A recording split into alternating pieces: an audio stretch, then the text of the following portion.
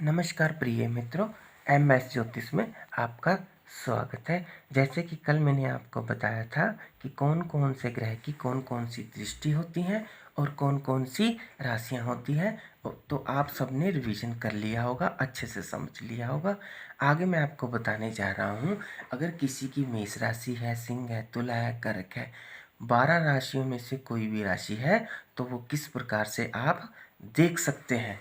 तो आपको देखना है, अगर आपकी राशि मेष है तो उसका जो पहला अक्षर चू, चे, चो, ला, ली, लू, ले, लो, अ होगा। अगर मान लीजिए आपकी माता की राशि कर्क है तो उसमें ही, हु, हे, हो, डा, डी, डू, डे, डो लगा होगा। मान लिया आपके डैडी की राशि सिंह है तो उसमें मा, मी, मू, मे, मो, टा, टी, टू, टे लगा होगा। इसी प्रकार से आपने अपने फ्रेंड सर्कल में भी ये देख लेना है कि किसका कौन सा नाम है, उस हिसाब से यह राशियां होती है। मान लो किसी की राशि वृश्चिक है तो उसमें तो, न, नी, नु, ने, नो, य, ई, यू लगा होगा। इसी प्रकार से 12 राशियों के जो पद चिन्ह होते हैं वो नाम के पहले अक्षर से ही पता चलता है कि उसकी यह राशि बनती है। मान लो कोई भी बच्चा पैदा होता है, अगर हमने पता करना है कि उसकी नाम राशि क्या है तो हम उसके पहले अक्षर को उसकी डेट ऑफ बर्थ के हिसाब से निकालते हैं। मान लो उसका अक्षर निकल के आता है किसी भी राशि के हिसाब से, मान लो त निकल के आता है तो हम उस जातक को बोलते हैं कि उसकी राशि तुला है। उस बच्चे का जो नाम अक्षर है वो त राशि से निकलेगा। उसके बाद उसकी राशि का निर्धारण तुला राशि रखा जाता है। मान लो किसी बच्चे का जन्म हुआ तो उसका जन्म समय के हिसाब से उसका जो अक्षर निकला वो निकला प, तो हम उसको बोलेंगे कि आपकी राशि कन्या है। तो वह जातक या जातिका कन्या राशि की होगी, उस हिसाब से उसका नाम रखा जाएगा। इस हिसाब से यह सब राशियों के बारे में मैंने यहाँ लिख दिया है, तो आपने इसे अच्छे से अपनी किताब में लिख लेना है कि कौन से बीज अक्षर से कौन सी राशि बनती है और कौन सी राशि क्या है। 12 राशियों के हिसाब से मैंने ये सब लिख दिया है। आपको यह सब अपनी नोटबुक में उतारने में बड़ी ही आसानी होगी। तो आपने यह सब लिख लेना है और अच्छे से याद कर लेना है। आपको याद करने की लोड नहीं पड़ेगी कि कौन से अक्षर से कौन सी राशि बनती है। जैसे जैसे आप रिवीजन करते जाओगे आपको खुद ही पता चल जाएगा कि कौन सी राशि किस अक्षर से बनती है। प्रिय मित्रों, इस हिसाब से आपने देख लेना है।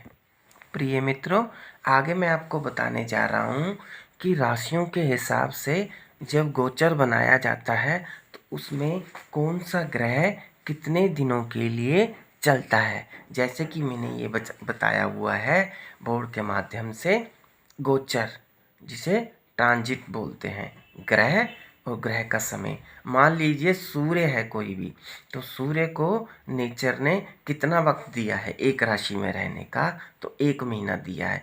मान लो सूर्य चल रहा है मेष राशि में, तो सूर्य 1 महीना मेष राशि में जाएगा। अगली जो संक्रांति होगी उसके बाद वो वृषभ राशि में चला जाएगा, क्योंकि उसकी अवधि टाइम सीमा 1 महीने की नेचर ने उसको दी है। उसके बाद वो चेंज हो जाएगा। मान लीजिए चंद्रमा है, चंद्रमा एक राशि में 2.25 दिन तक ही रहता है, उसके बाद वह अगली राशि में चला जाता है। जिस हिसाब से हमारी राशियां बनती है, चंद्रमा मन का कारक है, ये सबसे तेज चलता है। पृथ्वी में सबसे तेज चलने वाला ग्रह चंद्रमा माना जाता है।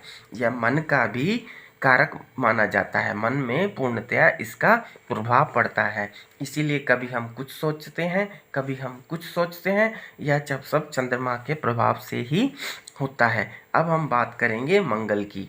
मंगल क्या है? मंगल जो हमारा शरीर है, हमारी जो पूरी बॉडी है, हमारी जो फिजिकल बॉडी है पूरी, उसको मंगल कहते हैं।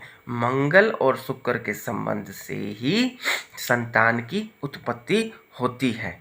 तो मंगल को जो समय सीमा मिली है वो 40 से 45 दिन तक मिली है। मंगल 40 और 45 दिन तक ही एक राशि में रहता है। इसके बाद ये अगली राशि में मूव कर देता है, चला जाता है।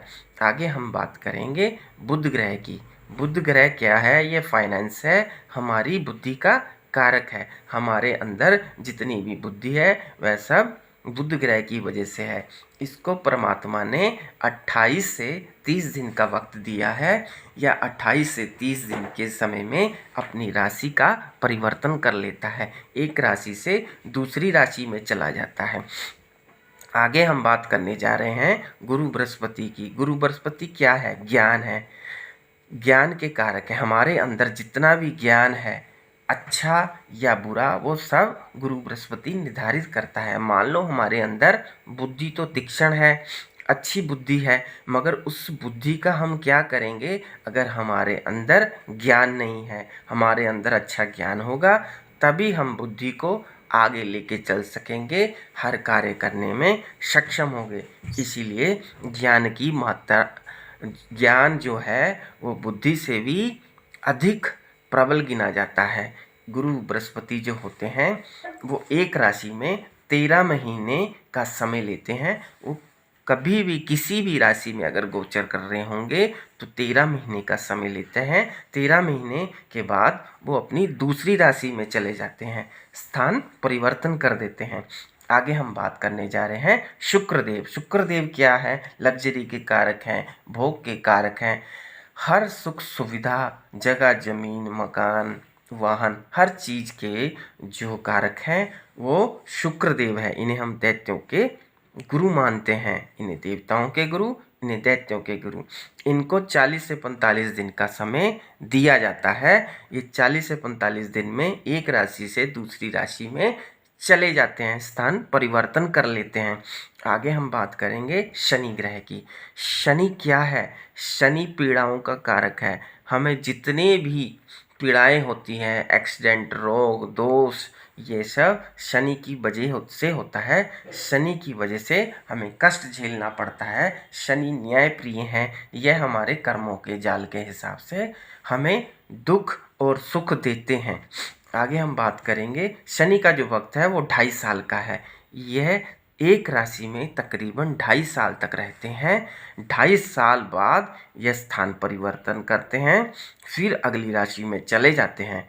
इसलिए शनि को नेचर ने 2.5 साल का वक्त दिया। सबसे लंबा पीरियड जो देखा जाए वो शनि देव का होता है, जो एक राशि में 2.5 साल का वक्त बिताते हैं। आगे हम बात करेंगे राहु की। राहु को जो नेचर ने समय दिया है एक राशि में रहने का, 1.5 साल का वक्त दिया है। 1.5 साल राहु एक राशि में रहता है, फिर अगली राशि में चला जाता है। इसी प्रकार केतु भी एक राशि में 1.5 साल तक ही रहता है, फिर ये आगे मूव कर देता है।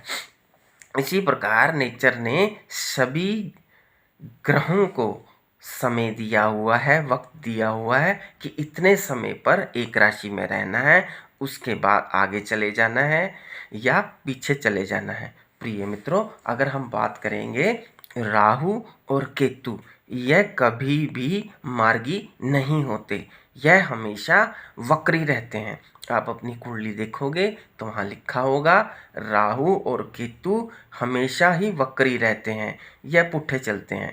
बाकी जो ग्रह है, अगर वो में एक राशि में बैठा है तो फिर वो दूसरी में जाएगा, फिर वो तीसरी राशि में जाएगा। इसी प्रकार मंगल, बुध, बृहस्पति, गुरु, शुक्र, शनि, यह सब आगे की तरफ बढ़ते हैं, मगर राहु और केतु ऐसे ग्रह हैं ये पीछे की तरफ चलते हैं। मान लो इस समय जो राहु चल रहे हैं वो वृषभ राशि में चल रहे हैं, 2 नंबर राशि में चल रहे हैं।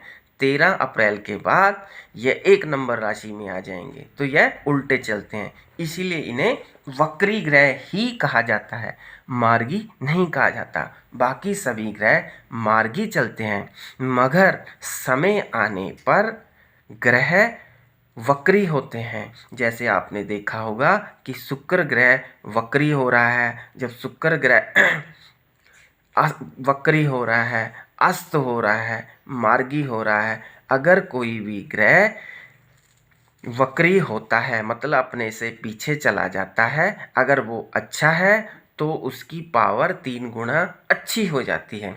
अगर बुरा ग्रह वक्री होता है तो उसकी पावर 3 गुना बुरी हो जाती है।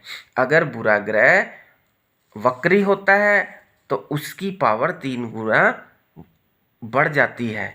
अगर अच्छा ग्रह वक्री हो रहा है तो उसकी अच्छाई 3 गुना बढ़ जाती है। सूर्य और चंद्रमा यह 2 ही ग्रह हैं जो कभी वक्री नहीं होते, यह मार्गी ही होते हैं, आगे की तरफ ही चलते हैं। बाकी मंगल, बुध, गुरु, शुक्र यह सभी ग्रह मार्गी और वक्री होते हैं। प्रिय मित्रों, अच्छे से याद कर लेना है। चंद्रमा और सूर्य कभी वक्री नहीं होते। मंगल, बुध, गुरु, शुक्र यह वक्री भी होते हैं और मार्गी भी होते हैं। जैसे आपने देखा होगा कि शुक्र ग्रह अस्त हो गया तो सभी शादियां, शुभ कार्य रुक जाते हैं, क्योंकि शुक्र अस्त हो गया। शादियां रुक जाते हैं कि अभी शादियों का समय नहीं है, शुक्र ग्रह उस टाइम अस्त हो जाते हैं। जब कोई भी ग्रह सूर्य के नज़दीक 12 से 16 डिग्री के आसपास आ जाए तो सूर्य उसे अस्त कर देते हैं। चाहे वो चंद्रमा हो, चाहे मंगल हो, चाहे वो बुध हो, चाहे वो गुरु हो, चाहे वो शुक्र हो। तो शुक्र सूर्य के आसपास मंगल, बुध, गुरु, शुक्र जब आते हैं तो सूर्य उन्हें अस्त कर देते हैं। 12 से 16 डिग्री तक जब कोई ग्रह सूर्य के आसपास आ जाता है तो वो अस्त हो जाता है। चंद्रमा अस्त नहीं होता। चंद्रमा अगर सूर्य के साथ आ जाए तो ग्रहण योग बनता है, अस्त नहीं होता। प्रिय मित्रों, इसी हिसाब से आपने समझ लेना है, देख लेना है। आपने अपनी जन्म कुंडली में देखा होगा कि मंगल अस्त है, बुध अस्त है, गुरु अस्त है, शुक्र अस्त है, क्योंकि वो चंद्रमा के आसपास 12 से 16 डिग्री तक पहुंच जाता है, इसलिए वो अस्त होता है। इसी प्रकार आपने अपनी नोटबुक में अच्छे से लिख लेना है और समझ लेना है कि कौन सा ग्रह उदय हो रहा है, कौन सा अस्त हो रहा है, कौन से ग्रह की कितनी क्षमता है आगे बढ़ने की। सूर्य की 1 महीना, चंद्रमा की 2.25 महीना, मंगल की 40 से 45 दिन, बुध की 28 से 30 दिन, गुरु की 13 महीना, शुक्र की 40 से 45 दिन, शनि की 2.5 साल, राहु और केतु दोनों की 1.5 साल यह ग्रह वक्री गिने जाते हैं। आपने अच्छे से समझ लेना है और ध्यानपूर्वक अपनी नोटबुक में नोट कर लेना है। आगे की श्रृंखला में आपके बहुत काम आने वाली बात है जो कोई किसी को नहीं बताता। मैं आपको स्टेप बाय स्टेप बताए जा रहा हूँ, तो आपने अच्छे से सीखना है, औरों को भी बताना है, लाइक करना है, शेयर करना है। पूजा पाठ आपने रेगुलर करना है, जिससे कि आपका जो 9th स्थान है वो स्ट्रॉन्ग हो सके और आपके भाग्य को आगे ले जा सके और आप तरक्की कर सके। प्रिय मित्रों, आगे मैं आपको बताता चला जाऊंगा कि आगे की श्रृंखला में बेसिक में आपको क्या क्या सीखना है, क्या क्या करना है। इस प्रकार से प्रिय मित्रों, आगे का प्रोग्राम आने तक इंतजार करें। माता रानी आप पर अपनी कृपा दृष्टि बनाए रखे।